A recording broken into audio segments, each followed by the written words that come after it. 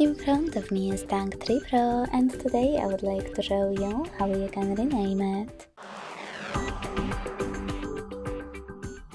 Begin by launching Settings and scrolling all the way down to access About Phone.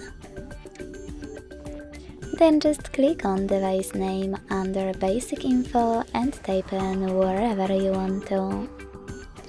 When you finished, select OK in the pop-up and then another OK in device name pop-up about visibility. So when I do that, as you can see, name of my device has changed. Thanks so much for watching. If you enjoyed this video, leave a like, comment and subscribe. Bye!